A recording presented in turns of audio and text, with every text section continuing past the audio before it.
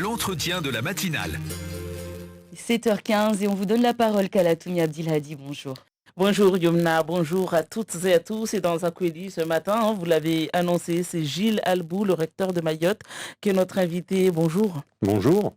Merci d'être avec nous ce matin. La rentrée hier avec près de 12% des enseignants absents, on s'en doute bien dû à la crise sanitaire. On sait que vous voulez coûte que coûte maintenir la continuité pédagogique, mais quand on a un taux d'incidence aussi élevé, est-ce qu'on peut maintenir cette continuité pédagogique? Écoutez, on est évidemment confronté aux mêmes problématiques que d'autres services publics. J'étais hier avec le directeur général de l'ARS qui me disait qu'on a les mêmes taux d'absence à l'hôpital. Et évidemment, tout le monde convient qu'il est important de maintenir ces services publics, que ce soit la santé, que ce soit l'éducation. C'est important pour le territoire, c'est important pour les jeunes. Donc oui, il faut évidemment maintenir ces services importants, ces services primordiaux. Je voudrais en profiter d'ailleurs pour remercier tous les enseignants, les chefs d'établissement, les directeurs d'école, les inspecteurs, les cadres, tous les personnels administratifs, les personnels de vie scolaire qui se mobilisent justement pour que cette rentrée puisse se passer dans les meilleures conditions possibles. On sait que c'est pas facile. Ils sont mobilisés.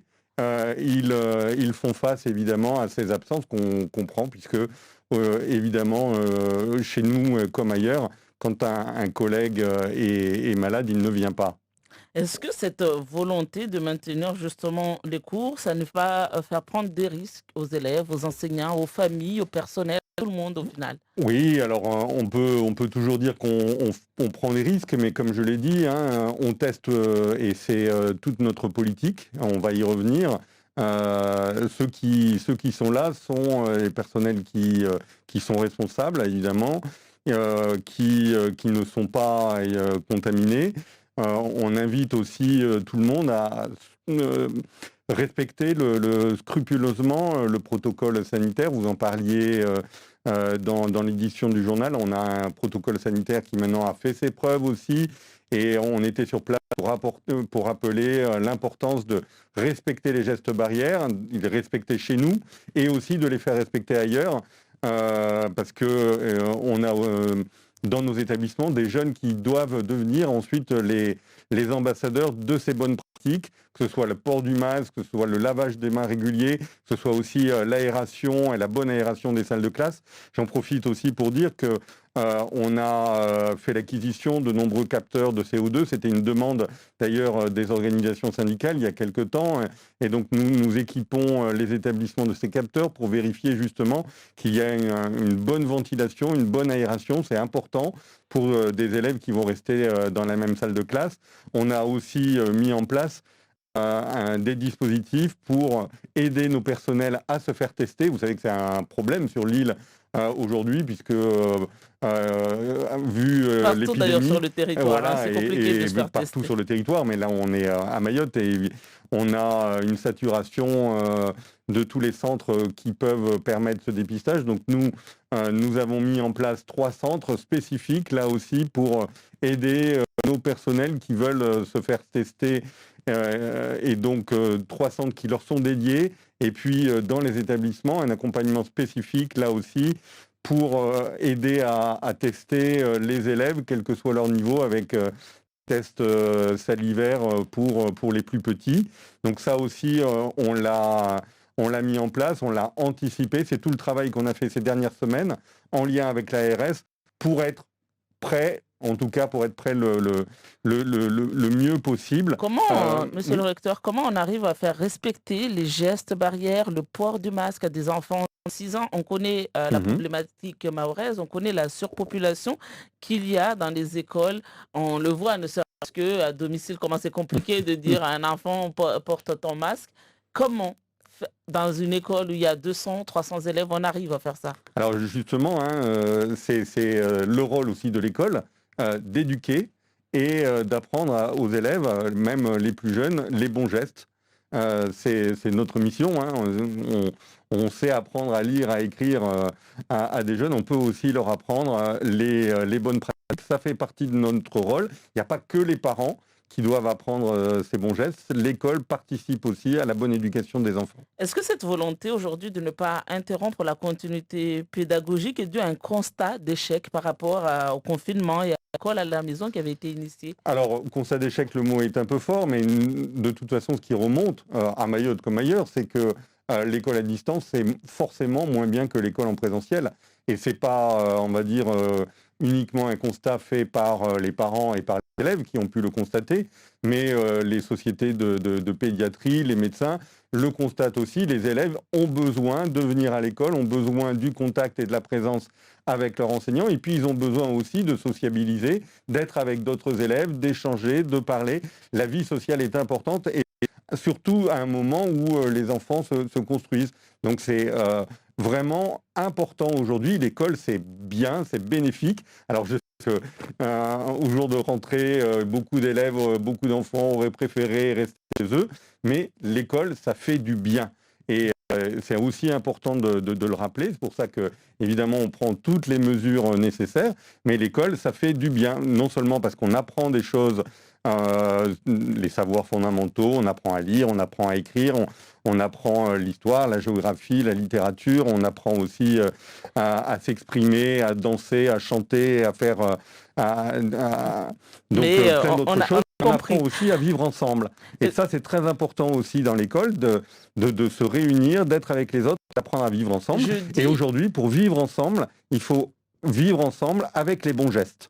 Jeudi, une grève est annoncée dans l'enseignement et parmi les revendications, un cas positif, fermeture automatique de la classe. Est-ce que cette précaution n'est pas à étudier? Alors, effectivement, jeudi, c'est une nationale.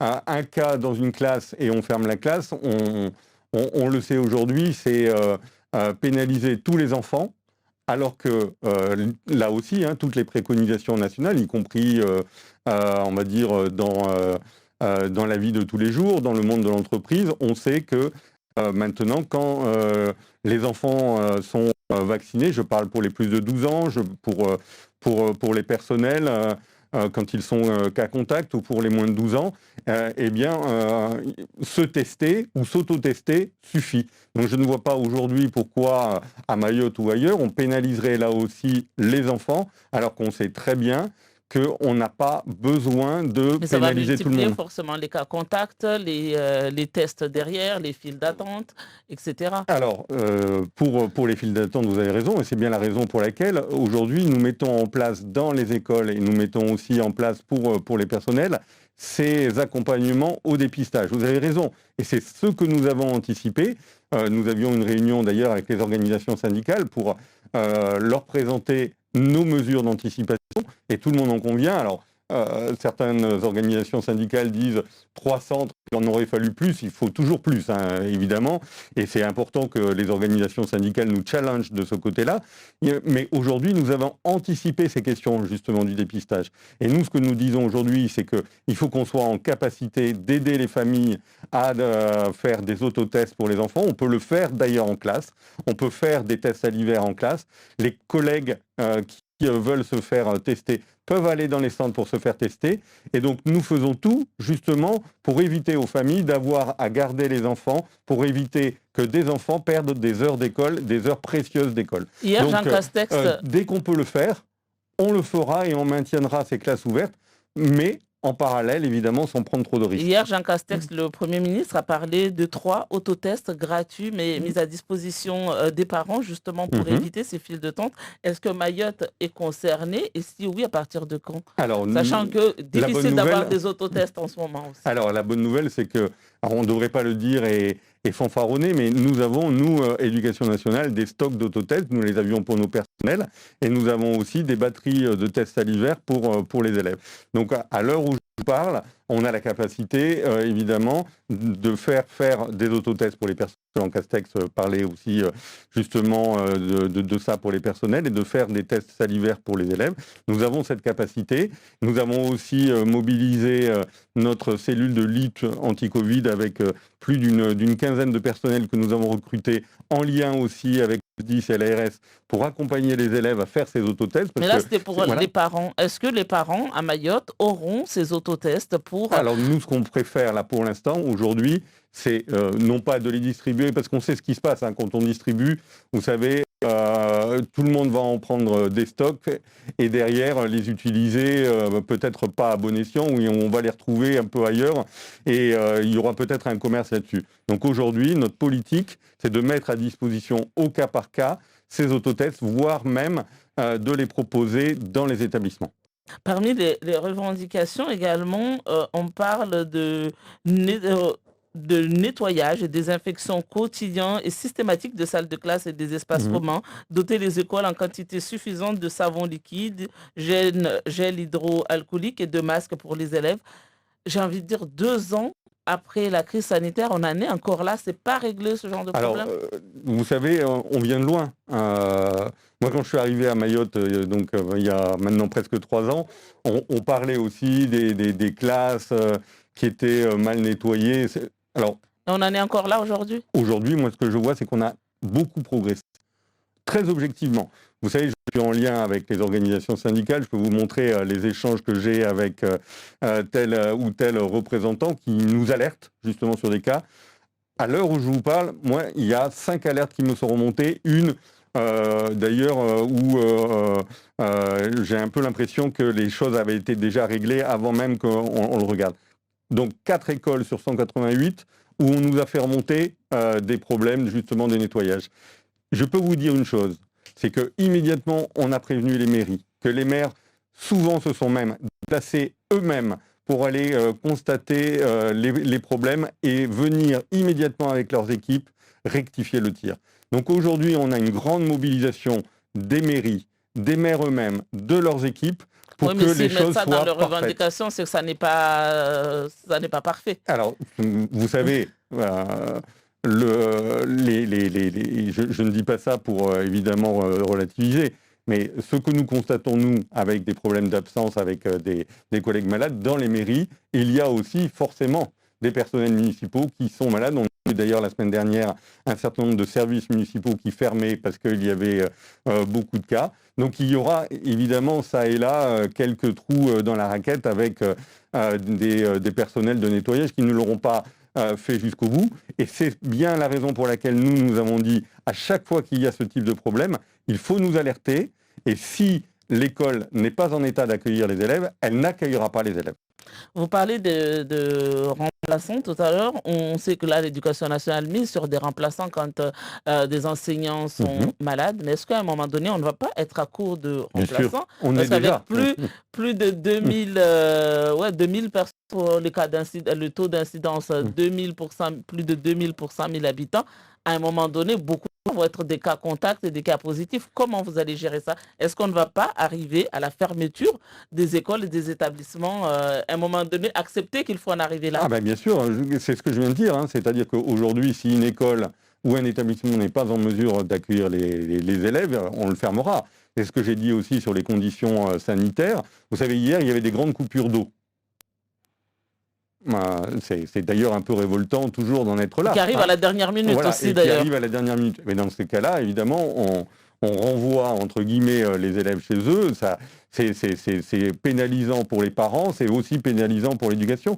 Donc, on ne va pas garder des élèves dans les écoles si on n'est pas en capacité de les accueillir. Mais ce que j'ai envie de dire, c'est que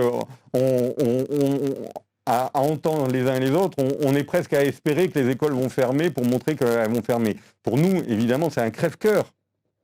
C'est comme se dire, demain, est-ce qu'on va être obligé de fermer un centre de référence du CHM? Est-ce qu'on va être obligé de fermer un service du CHM parce qu'il n'y aura pas assez de médecins, parce qu'il n'y aura pas assez d'infirmières? Mais tout le monde aujourd'hui se mobilise. Tout le monde aujourd'hui se mobilise pour cette continuité du service public. On n'est pas en train aujourd'hui de mettre en place donc toutes ces mesures d'anticipation, d'avoir des remplaçants, de faire en sorte que l'école soit en état d'accueillir pour s'amuser et pour embêter les gens. Je comprends ils disent qu'on leur fait prendre des risques. Mais écoutez, pourquoi on ferait prendre des risques plus qu'à des enseignants, qu'à des commerçants dans les magasins, que la caissière qui vous on va dire, fait payer à la fin que telle ou telle autre profession. Aujourd'hui, est-ce que nous avons vraiment, vous le pensez, la volonté de faire prendre des risques aux élèves ou aux enseignants avec le protocole qu'on a renforcé? Et d'ailleurs, quand on a, je le redis, le moindre doute, aujourd'hui, eh bien, on n'ouvre pas. Quand on a discuté vendredi avec les organisations syndicales et qu'on leur a présenté notre protocole, justement renforcé par rapport au protocole national, on n'a pas eu d'objection majeure. On a eu, effectivement, et vous avez raison de le rappeler, et c'est tout l'intérêt d'ailleurs de ce dialogue avec les organisations syndicales, des réflexions sur est-ce que vous serez en mesure de, exactement ce que vous venez de dire, est-ce que vous pourrez nous garantir que le ménage sera bien fait? Eh bien, nous sommes là, nous nous mobilisons, et je serai dans les établissements, et les maires seront présents, et tout le monde va se mobiliser pour que, justement, on aille jusqu'au bout, pour que chacun fasse ce qu'il a à faire pour que ça marche. On n'est pas à espérer aujourd'hui que ça ne marche pas, on est plutôt aujourd'hui en train de se mobiliser pour que tout soit bien, de la même manière que pour n'importe quelle activité. Aujourd'hui, tout le monde se mobilise. Et à nouveau, je voudrais vraiment remercier, féliciter tous les collègues, qu'ils soient administratifs, techniques, enseignants, personnel de vie scolaire, chefs d'établissement, qui se mobilisent parce qu'aujourd'hui, on est dans une crise grave et on a besoin de la mobilisation de tout le monde. Merci beaucoup, Gilles, recteur de Mayotte, d'avoir été l'invité de Zakweli ce matin.